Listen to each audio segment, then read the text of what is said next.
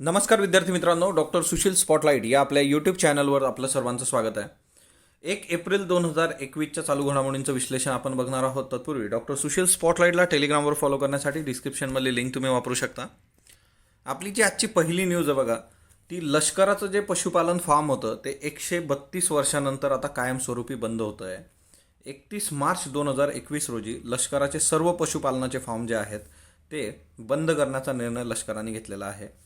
1 February 1889 अलाहाबादला लष्कराचा पहिला पशुपालन फार्म सुरू करण्यात आला होता.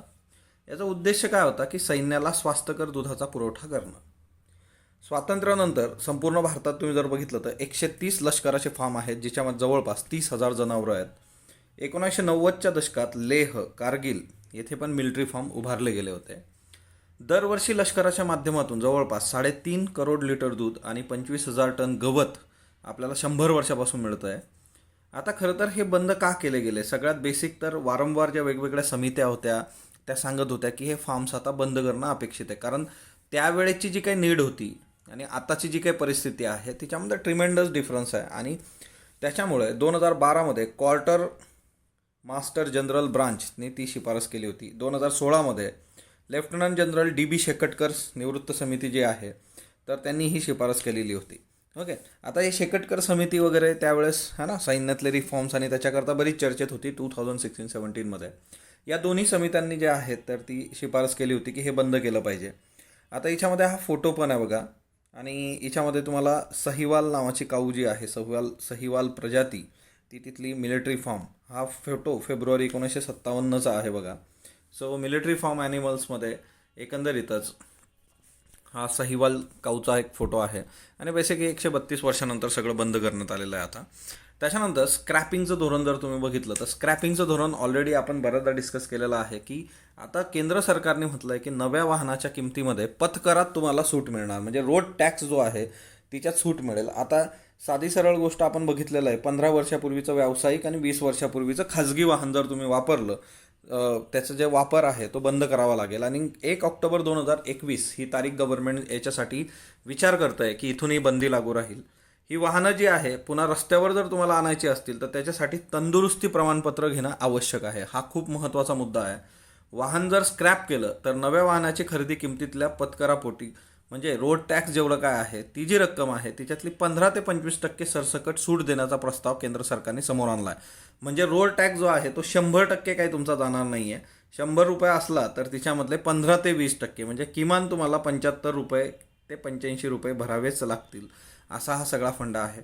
बघू येत्या काळात कशा पद्धतीने गोष्टी वर्क होतात. त्याच्यानंतर कामगार वेतन संहिता याची अंमलबजावणी 1 एप्रिल 2021 म्हणजे आजपासून होणार होती, परंतु केंद्र सरकारचं जे कामगार मंत्रालय आहे त्यांनी ही अंमलबजावणी पुढे ढकलत असल्याचं स्पष्ट केलेलं आहे. आता आपण बघितलं होतं की भरपूर जे काही वेगवेगळे कायदे होते कामगारांसंबंधीचे ते 4 कामगार संहितांमध्ये आपण वर्ग केले होते. आता असं का केलं जातं आहे की कामगार वेतन संहिता अंमलबजावणी लांबणीवर टाकण्यात आली? याचं कारण जर तुम्ही बघितलं तर कामगार कायदे जे आहेत ते केंद्र आणि राज्यांच्या सामायिक सूचीमध्ये येतात. हो काय, MCQसाठी हाच एक खूप महत्त्वाचा मुद्दा आहे की जे काही लेबर ॲक्ट्स आहेत मग ते कॉन्करंट लिस्टमध्ये येतात. मला कमेंट बॉक्समध्ये सांगा, कॉन्करंट लिस्ट ही कन्सेप्ट आपण कुठल्या देशाच्या संविधानातून घेतली? आता यासाठी राज्यांनी पण त्या संहितांनुसार नियम बनवणं अपेक्षित आहे, पण राज्य याच्यासाठी एकदमच उदासीन आहेत. त्यांनी ॲक्च्युली यासंबंधीचे नियम जे आहेत ते तयार केलेले नाही आहे. फक्त BJP शासित काही राज्यांनी याच्यावर चर्चा केलेली आहे. ओके, ते पण चर्चेच्या पुढं गेलेलं नाही आहेत. आणि त्याच्यामुळे जर नियमच नसतील राज्यांचे तर अंमलबजावणी कशी होणार? सो अंमलबजावणी पुढं ढकलली. वेतन संहितेचा प्रस्ताव काय आहे बघा. आता कर्मचाऱ्यांना जे काही भत्ते तुम्ही देता वेगवेगळे, त्याचं प्रमाण त्यांच्या वेतनाच्या 50%पेक्षा जास्त नसावे. म्हणजे कर्मचाऱ्याचं जे मूळ वेतन आहे, बेसिक पे आहे त्याचा, हे त्याच्या एकूण वेतनाच्या निम्मे अथवा त्याहून अधिक असेल. ओके, म्हणजे तुम्ही जर विचार केला एखाद्या व्यक्तीचं पगार 100 रुपये आहे तर त्या केसमध्ये त्याला जर मिळणारे जे काही भत्ते असतील ते 50 रुपयापेक्षा जास्त असू शकत नाहीत. ते 50पेक्षा कमी किंवा 50पर्यंत. आता मूळ वेतनाचं प्रमाण आता वाढलं कारण भत्तेला त्यांनी हे केलं, त्याच्यामुळे 12% इतका असणारा कर्मचारी भविष्य निर्वाह निधी जो आहे PF, त्या योगदानामुळेही आता ते स्वाभाविक त्याच्यातलं योगदान वाढेल आणि ते स्वाभाविकपणे ते वाढणार आहे PF. ओके, आता मूळ वेतन जो आहे त्याचा वाढीचा परिणाम जो असणार आहे, तर कर्मचाऱ्यांना प्राप्तिकर अधिक भरावा लागणार आहे. सो इन्कम टॅक्स जो आहे तो त्यांना अधिक भरावा लागेल. कारण काय आहे ना, भत्ते वगैरे ह्या ज्या गोष्टी आहेत मग त्याच्यावर टॅक्सेबल, त्याच्यातून ते बाहेर जातं. म्हणजे मूळ वेतनावरती आहे, मग मूळ वेतन जास्त झालं म्हटल्यानंतर मग ह्या सगळ्या गोष्टी इन्कम टॅक्स पण जास्त लागेल. तर बघू येत्या काळात कशा पद्धतीने बाबी होतात. जी गॉर्डन लिली यांचं निधन झालेलं आहे. अमेरिकेतल्या वॉटरगेट प्रकरणातले सूत्रधार आहे बघा. ओके. सो क्लायमेट गेट काही दिवसांपूर्वी आपण बघितलं होतं. तसं अमेरिकेतला एक वॉटर गेट आहे. हे वेगवेगळ्या गेटसाठी अमेरिका एकदम प्रसिद्ध आहे बघा. काही ना काही करतच असतात हे. आता FBI माजी एजंट आणि लष्करी अधिकारी होते जी गॉर्डन लिली. वॉटरगेट प्रकरण 1972 झालं होतं. आता याच्यात काय प्रकार होता, तर डेमोक्रॅटिक पक्षाचं जे मुख्यालय होतं तिच्यात घुसण्याचा प्रयत्न करण्याचं कट कारस्थान म्हणजेच वॉटरगेट प्रकरण होतं. म्हणजे आपल्या इथं जर विचार केला तर आपल्या इथं विरोधी पक्ष जो आहे ना, दोन पक्ष आहे बघा सत्तेतला विरोधी, ते एकमेकांच्या कुठल्या तरी हेडक्वार्टरमध्ये घुसायचा त्यांनी प्रयत्न केला त्या पद्धतीने. आता याच्यामध्ये हे जे लीडी होते तर यांनी वॉटर टॅपिंग आणि कट रचणे या दोन गोष्टी ज्या होत्या त्याच्यासाठी त्यांना दोषी ठरवण्यात आलं होतं आणि त्याच्यामुळे त्यांच्या तुरुंगात पण जावं लागलं होतं. आणि या प्रकरणामध्ये तत्कालीन अमेरिकेचे अध्यक्ष रिचर्ड निक्सन यांना राजीनामा द्यावा लागला होता. आणि त्यावेळेस लीडीने म्हटलं होतं की मी माझ्या अध्यक्षासाठी अजून जेलमध्ये जाऊ शकतो आणि असे प्रकरणं करू शकतो. याला काय म्हणतात, कमिटेड ब्युरोक्रेसी.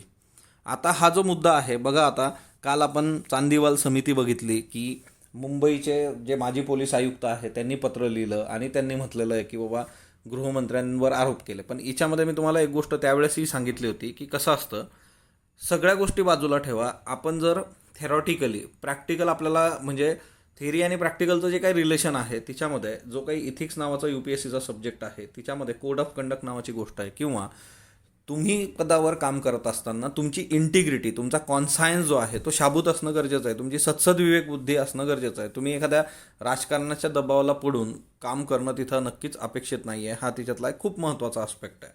आणि त्याच्यामुळे तुम्ही जर स्वतःच म्हणत असाल की यांनी चूक केली होती, मग तुम्ही चूक केली होती, तुम्ही ॲक्शन का नाही घेतली, हा एक बेसिक मुद्दा येतो. आणि ती पण एक न्यूज आहे आजच्या याला, हायकोर्टाने त्यांना फटकारलेला आहे. सो बेसिकली इथेही तोच मुद्दा आहे की कमिटेड ब्युरोक्रेसी. कारण हा अधिकारी कुणासाठी काम करतोय, आता रिचर्ड निक्सन यांच्यासाठी काम करत होता आणि याला कमिटेड ब्युरोक्रेसी म्हणतात. कमिटेड ब्युरोक्रेसी म्हणजे काय की एकंदरीतच तुम्ही एखाद्या राजकीय पक्षाला, एखाद्या राजकीय व्यक्तीला हा ना, त्याला बांधिलं असणं, बांधिलकी असणारी प्रशासकीय व्यवस्था ही आपल्याला नक्कीच नको आहे. आणि US आणि इंडिया ह्या दोन्ही देशांचा हा एक खूप मोठा प्रॉब्लेम आहे की आपल्याकडे आणि अमेरिकेमध्ये कमिटेड ब्युरोक्रेसीचे एक्झाम्पल्स खूप मोठ्या प्रमाणावर सापडतात. आणि एकंदरीतच हे त्या पद्धतीने तुम्ही कोरिलेट करून हे एक्झाम्पल वापरू पण शकता. राजाभाऊ बोबडे वय वर्षे 79. तर हे ज्येष्ठ शास्त्रीय गायक होते बघा, है ना, पंडित राजेश्वर उपाख्य राजाभाऊ बोबडे. त्यांचं निधन झालं काल. पुण्यातल्या सवाई गंधर्व महोत्सवात 1960 ते 87 या काळात त्यांनी शास्त्रीय गायन केलेलं आहे बघा. सो राजाभाऊ बोबडे वय वर्ष 79. अनिता पगारे या नाशिकमधल्या सामाजिक कार्यकर्ता आणि आंबेडकरवादी चळवळीतील सक्रिय चेहरा होत्या. संस्थापक आहेत संगिनी संस्थेच्या. समकालीन प्रश्नावर चर्चा करणं, त्यांच्यावर सोल्युशन काढणं, वंचितांसह भूमिहितांचे प्रश्न असतील, शालेय मुलींचं भावविश्व असेल, याच्यात अनिता पगार यांनी काम केलं होतं. त्यांचं नुकतंच निधन झालेलं आहे. त्यांचा सहभाग बघा, समता आंदोलन, नर्मदा बचाव, त्याच्यानंतर छात्र भारती, दक्षयायन, त्यानंतर मेत्र कारवा असा त्यांनी उपक्रम पण राबवला होता की युवा वर्गाशी मैत्रीचं नातं जपणे. त्यानंतर नेक्स्ट वन जे आहे ते म्हणजे की दादरला बाळासाहेब ठाकरे यांचं राष्ट्रीय स्मारक जे आहे त्याचं भूमिपूजन काल करण्यात आलं. छत्रपती शिवाजी महाराज मैदानाजवळील महापौर निवासस्थान जे आहे तिथं आता बाळासाहेब ठाकरे राष्ट्रीय स्मारक उभं राहणार आहे. सो बाळासाहेब ठाकरे राष्ट्रीय स्मारकाचं जे काही भूमिपूजन आहे ते मुख्यमंत्री उद्धव ठाकरे यांच्या हस्ते झालं 31 मार्च रोजी. आता या प्रकल्पाचे समन्वयक जे असणार ते मुंबई महानगर प्रदेश विकास प्राधिकरण असेल आणि त्यांचं हे काम असेल की हा प्रोजेक्ट प्रॉपरली वर्क करणं. या स्मारकाचं स्वरूप काय, इथं वस्तुसंग्रहालय आहे, कला दालनं आहे, संशोधन केंद्र आहेत, वाचनालय, चर्चासत्रांसाठी सभागृह, बाळासाहेबांच्या स्मृतींना उजाळा देणाऱ्या संग्रहालयाला आणि स्मारकाला अद्ययावत तंत्रज्ञानाची सुद्धा जोड देण्यात येईल. सो वस्तुसंग्रहालय, कला दालन, संशोधन केंद्र, सो अशा पद्धतीने है ना, एकंदर जे काही आर्टशी रिलेटेड आणि बहुविध अंगी ज्या गोष्टी तिथं असणं अपेक्षित होते तशा पद्धतीने यांनी हे प्लॅन केलेलं आहे. तर बघूया त्या काळात कशा पद्धतीने वर्क होतं. राज्य सरकारद्वारे मंजूर केलेला निधी याच्यासाठी जो आहे तो 400 कोटी रुपये आहे. आता वन खात्यातील महिलांचं स्थान जे काही आहे किंवा वन खात्यानं महिला असं जर तुम्ही विचार केला तर 2005मध्ये पोलीस खात्यात जशा महिलांना स्थान आहे तसंच वन खात्यातही असावं यावर चर्चा होऊन वन खात्यात नोकरी मिळवण्याचा महिलांचा मार्ग मोकळा झाला होता महाराष्ट्रामध्ये. 2005 मग महिला कार्यरत आहेत बघा वन खात्यामध्ये. ओके, म्हणजे विचार करा तुम्ही की वन खात्यामध्ये 2005पर्यंत महिलांना स्थान नव्हतं. म्हणजे परत तोच विषय येतो की जेंडर इक्वॅलिटी आणि त्या सगळ्या ज्या काही गोष्टी आहेत. 1964 साली देशात वन सेवा सुरू झाली बघा. आणि महाराष्ट्रातल्या वन खात्यामध्ये महिलांची नियुक्ती होऊन आता 16 वर्ष झाली, 2005-2021. परंतु महिलांच्या तक्रारी हाताळणारी कोणतीही सक्षम यंत्रणा तिथं नाही. विशाखा समितीची मार्गदर्शक तत्व केवळ कागदावर आहे. विशाखा समितीचं एक लेक्चर आपलं आहे, ते तुम्ही बघून घ्या, ते गरजेचं आहे बघा. त्याच्यानंतर रेने देकार्त तुम्ही वर्ल्ड हिस्ट्रीमध्ये वगैरे इनलाइटमेंटमध्ये वाचता है ना, UPSCसाठी वर्ल्ड हिस्ट्री बघा. मी विचार करतो म्हणून मी अस्तित्वात आहे.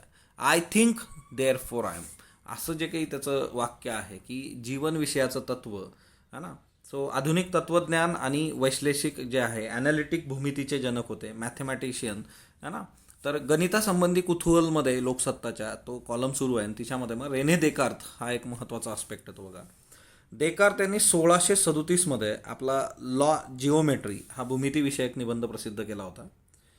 बेरीज असेल, वजाबाकी असेल, गुणाकार, भागाकार, घातमूळ याच्या बैजिक क्रिया रेषाखंडांच्या रचनातून दाखवण्याची पद्धत त्यांनी सांगितली. भूमितीय समीकरणात रूपांतरित करणं त्याच्यामुळे शक्य झालं. सो देकार्तचं हे मोठं हे आहे बघा. वर्गपदे क्षेत्रफळ किंवा घनपदे खनफळच दाखवतात हा समज त्यांनी दूर केला आणि रेषाखंडाची लांबी दाखवण्यासाठी वापरला. देकार्त प्रमेय बहुपदीच्या घन आणि मूळ निर्वाहांची संख्या सांगणारा चिन्हांचा नियम, रूल सायन्स, हे देकार्त यांच्या नावानं ओळखलं जातं. सो बेसिकली देकार्त जे आहे तर देकार्त एक फिलॉसॉफर, पण त्याच्या पलीकडे जाऊन जर अजून बघितलं तर गणितातलं त्यांचं योगदान मोठं आहे, तेवढं एक लक्षात ठेवा. लिंगभाव समानता निर्देशांक 2021 जागतिक आर्थिक मंचाद्वारे हा प्रकाशित होतो. 156 देशांमध्ये 140वा क्रमांक भारताचा आहे. 2020मध्ये 153 देशात भारताचा क्रमांक 112व्या क्रमांकावर होता आणि ऑब्वियसली 28 क्रमांकाने भारताचं स्थान घसरलेलं आहे लिंगभाव समानतेच्या बाबतीमध्ये. आत्ता थोड्या वेळापूर्वी आपण वन खात्यातली महिलांची स्थिती बघितली, कालच्या याच्यामध्ये त्याच्या आर्टिकल्स बघितले होते. सो एकंदरीतच की जेंडर इक्वॅलिटी जे काय प्रकरण आहे त्याच्यावर ऑलरेडी प्रश्न UPSC मेन्सला पण होता की सावित्रीबाई फुले जे आहेत त्यांचं योगदान नेमकं काय आहे याच्यामध्ये लिंगभाव समानतेमध्ये, तर तो एक महत्त्वाचा प्रश्न येऊन गेलेला आहे बघा. सो हा एक महत्त्वाचा आस्पेक्ट आहे. आणि दक्षिण आशियात वाईट कामगिरी असलेला भारत हा 3रा देश आहे. ओके, लिंग समानता निर्देशांक मग याच्यात काय काय बघितलं जातं तर पार्लमेंटमध्ये महिलांचं किती प्रतिनिधित्व आहे, एकंदरच श्रम लेबर फोर्समध्ये किती आहे, रिप्रोडक्टिव्ह लाईफ त्यांचं कसं आहे, असे निकष असतात बघा याच्यासाठी. नेक्स्ट वन, STची स्मार्ट कार्ड योजना, तिला मुदतवाढ देण्यात आलेली आहे बघा. कारण कोविड-19 आहे ना, प्रत्येक याचं उत्तरच आज कोविड-19 आहे. करोनाबाधितांचं प्रमाण वाढतं आहे आणि त्याच्यामुळे लोक जाऊन तिथं ते स्मार्ट कार्ड अपग्रेड करू शकत नाहीत वगैरे, म्हणून त्याला जे आहे 31 मार्चपर्यंत होतं, पण ते आता पुढे जवळपास म्हणजे सप्टेंबरपर्यंत 30 सप्टेंबर 2021पर्यंत मुदतवाढ दिलेली आहे. आता ST महामंडळाच्या माध्यमातून जवळपास 29 विविध सामाजिक घटकांना 33% 100% प्रवासी भाड्यात सवलत देण्यात येते.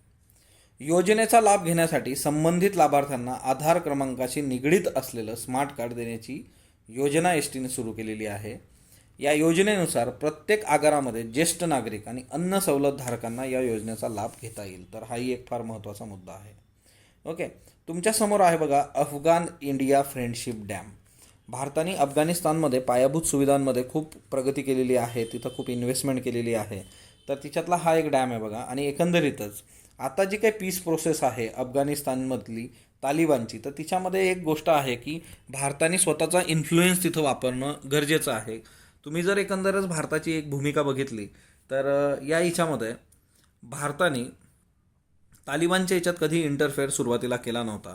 ओके, आणि याच्यानंतर म्हणजे 2018मध्ये जे काही रशियानी होस्ट केलं होतं बघा अफगाण तालिबान टॉक्स, तिच्यामध्ये इंडियाने डिप्लोमॅटिक डेलिगेशन पाठवलं होतं मॉस्कोला. त्याच्यानंतर सप्टेंबर 2020 हे मागच्या वर्षी आपण बघितलं होतं बघा की इंट्रा अफगाण पीस टॉक जे होतं दोहामध्ये, तिच्यात आपले जयशंकर जे आहेत तर ते गेले होते बघा आणि त्यांनी प्रेझेंट ॲट इनॉग्रल सेशन वाया व्हिडिओ लिंक. आणि एकंदरीतच म्हणजे 2018 आपण खूप प्रॉपरली डील करायला लागलो या गोष्टींमध्ये, आपल्याला बोलवलं जायला लागलं. सो तालिबानची पीस प्रोसेस जी आहे त्याच्यात ॲक्टिव्हली तसं बघायला गेलं तर 2018 भारताचा प्रेझेन्स आहे. ओके. आता याच्यामध्ये सगळ्यात महत्त्वाची गोष्ट आहे की आता जो बायडन प्रोसेस जे काही प्रशासन आहे तर तेही याच्यामध्ये काम करतायत. आणि जो बायडननी म्हणजे अमेरिका तर बाजूला राहतच नाही बघा, कारण ऑलरेडी अमेरिकेत सैन्य तिथं आहे आणि यांनी म्हटलेलं आहे की युनिटी ट्रान्झिशन गव्हर्नमेंट पाहिजे, है ना. आता याच्यामध्ये युनायटेड नेशन्स लेड मल्टीलॅटरल कॉन्फरन्स पण झाली पाहिजे. मग तिच्यामध्ये भारत आहे, चीन आहे, इराण आहे, पाकिस्तान आहे, रशिया आहे आणि US आहे. मग भारताने आता सपोर्ट केलेला आहे की संयुक्त राष्ट्र जर याच्यात येत असेल तर आम्ही याच्यामध्ये आहोत. आणि एकंदरीतच भारताचा जो नेहमीचा मुद्दा आहे की लोकशाही पद्धतीने गोष्टी वर्क झाल्या पाहिजेत, तर ती एक बाब आहे. त्याच्यानंतर दुसरा महत्त्वाचा मुद्दा जो आहे की चायना पण प्रयत्न करत आहे बघा तालिबान आणि त्या सगळ्या गोष्टींमध्ये.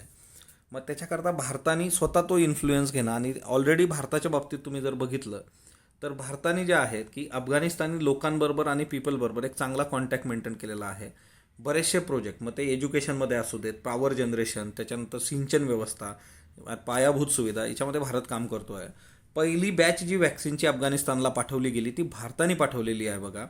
त्याच्यानंतर भारताने ॲग्रीमेंट साईन केलेला आहे शाहतूत डॅम. आता बघा हे शाहतूत डॅम जो होता हा तोच डॅम आहे, शाहतूत डॅम, जो तुम्हाला मी दाखवला की इंडिया अफगाण फ्रेंडशिप डॅम, हा ना. तर तो काबूलच्या जवळ आहे, तो आपण बिल्ड करण्यास भारताने ॲग्रीमेंट केलेला आहे. तर तोही एक महत्त्वाचा मुद्दा आहे बघा. सो बेसिकली हे जे काही हे आहेत की दिल्लीने स्वतःचा तो इन्फ्लुएन्स वापरून तिच्यामध्ये, हा ना, की डबल पीस जे काही आपले म्हटले होते की मिस्टर जयशंकर, US, रशिया ह्या सगळ्या याच्यातून की अफगाणिस्तान आणि त्या रिजनमध्ये शांतता आली पाहिजे, तर नक्कीच आपण याच्यासाठी स्वतःचा इन्फ्लुएन्स पण वापरणं गरजेचं आहे. कारण तिथं जे काही विकास कामं आपण करतोय त्याच्यामुळे तिथलं गव्हर्नमेंट असेल, तिथली लोकं असेल, तर त्यांचा भारताप्रती ॲटिट्यूड पॉझिटिव्ह आहे. सो हे एक महत्त्वाचं होतं बघा. त्याच्यानंतर ही दोन वनस्पती शास्त्रज्ञ आहेत बघा, डॉक्टर विनोद शिंपले आणि डॉक्टर प्रमोद लावंड. तर यांनी एक वनस्पती शोधलेली आहे बघा. आणि ही जी वनस्पती आहे या वनस्पतीला, है ना, माजी कृषी मंत्री शरद पवारांचं नाव दिलेलं आहे, अर्जेरिया शरदचंद्रजी. ओके. सह्याद्री पर्वताच्या आलम प्रभुदेवराईमध्ये अल्जेरिया शरदचंद्रजी या वनस्पतीचा शोध जो आहे तो त्यांनी लावला. माजी केंद्रीय कृषी मंत्री शरद पवार यांच्या कृषी क्षेत्रातील योगदानाबद्दल नव्या वनस्पतीला त्यांचं नाव देण्यात आलं. गारवेल कुळातली ही वनस्पती आहे.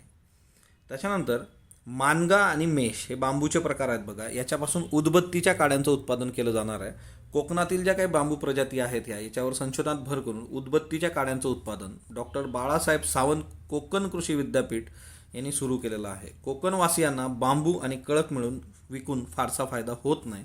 आता सध्या जर तुम्ही बघितलं की 700 कोटींच्या उदबत्तीच्या काड्या आपण चीनमधून आणि व्हिएतनाममधून आपण आयात करतो. म्हणजे बघा, हा ना, मंदिरं पण चायनावर चालली आहेत, हा, उदबत्तीची काडी आपण बनवू शकत नाही आहे. त्याच्यामुळे ह्या अशा गोष्टींवर जरा फोकस करणं गरजेचं आहे. आणि डॉक्टर बाळासाहेब सावंत कोकण कृषी विद्यापीठाने खरंच हा स्तुत्य उपक्रम राबवलेला आहे, कारण कोकणवासियांना त्यातून जास्त फायदा होऊ शकतो. मानगा आणि मेष हे बांबूचे दोन प्रकार आहेत बघा. त्याच्या काड्या मंगलदीप अगरबत्ती तयार करणाऱ्या ITC कंपनीला त्यांनी पाठवल्यासुद्धा होत्या. कंपनींनी त्याची क्वालिटी अप्रूव्ह केलेली आहे आणि या काड्यांची मागणीसुद्धा केलेली आहे. सो अशा पद्धतीने जे काही विद्यापीठ आहेत त्यांनी काम करणं अपेक्षित आहे त्या काळामध्ये, की जेणेकरून काय होतं ना की ते स्वतः आणि बाकीच्या सगळ्या प्रोसेसमध्ये गोष्टी खूप चांगल्या पद्धतीने वर्क होतात. आजचा जो लोकसत्ता आहे त्या लोकसत्तेला माझा आर्टिकल आलेला आहे बघा, मुख्य परीक्षेची व्यूहनीती म्हणून. तर याच्यामध्ये 2020 आणि त्याच्याशी रिलेटेड ज्या काही UPSC संबंधीच्या बाबी आहेत, GS पेपरच्या, त्या आहेत. तर आपल्या टेलिग्रामला शेअर करतो, तिथून तुम्ही वाचू शकता. कालचे प्रश्न बघा. प्रधानमंत्री आवास योजना ग्रामीणमधील 2020-21 वर्षात मंजूर घरांपैकी एकही घर पूर्णत्वास नेलेलं नाही अशा राज्यांचा क्रम ओळखा. तर अशा राज्यांचा गट ओळखा. आसाम, छत्तीसगड, कर्नाटक हे 3 राज्य आहे बघा. एक पण घर यांनी मंजूर म्हणजे बांधून पूर्ण केलं नाही. प्रधानमंत्री आवास योजना ग्रामीण याबद्दल बिनचूक विधान ओळखा. तर याच्यामध्ये सुरुवात एप्रिल 16 झाली, बरोबर. 100% निधी केंद्र सरकारद्वारे पुरवला जातो, तर असं नाही आहे. ओके. सो ग्रामीण लाभार्थी कुटुंबांना मार्च 22पर्यंत घरं उपलब्ध करून देणं अपेक्षित आहे. आणि क बरोबर आहे. सिंधुदुर्ग जिल्ह्यात प्रथमच मगरीचे शिल्प आढळले, बरोबर. सिंधुदुर्गमध्ये पहिल्यांदाच मगरीचं शिल्प आढळलं आहे. रत्नागिरी जिल्ह्यात काही ठिकाणी मगरीची कातळ शिल्प आढळलेली आहेत. दोन्ही स्टेटमेंट योग्य आहेत. विश्व करंडक नेमबाजी स्पर्धा 2021 सर्वाधिक पदके जिंकणारा देश कुठला? तो भारत आहे बघा. इकिनॉक्स सह्याद्रिकस ही वनस्पती प्रजाती खालीलपैकी कोणत्या गडांवर सापडते? राजगड, तोरणा, पन्हाळा, सज्जनगड, अजिंक्यतारा, सर्व ठिकाणी सापडते. आजचे प्रश्न घ्या. शरणकुमार लिंबाडे यांच्याबाबत बिनचूक नसलेले विधान निवडा. 2020चा सरस्वती सन्मान जाहीर झाला. सनातन या त्यांच्या नाटकासाठी त्यांना 2020चा सरस्वती सन्मान जाहीर झाला. सरस्वती सन्मान मिळणारे ते पहिले मराठी साहित्यिक आहेत. फक्त ब क आणि फक्त क. सरस्वती सन्मानाबाबत योग्य विधान निवडा. पहिल्या सरस्वती सन्मानाचे मानकरी हरिवंशराय बच्चन होते. 8व्या परिशिष्टातील 22 भाषांपैकी कोणत्याही भाषेतील 1 वर्ष जुन्या कलाकृतीस दिला जातो हा पुरस्कार. दिल्लीच्या के बिर्ला फाउंडेशनतर्फे दरवर्षी हा सन्मान दिला जातो. फक्त ब क. खालीलपैकी कोणत्या सरन्यायाधीशांना 7.25 वर्षे सरन्यायाधीशपदी राहता आले?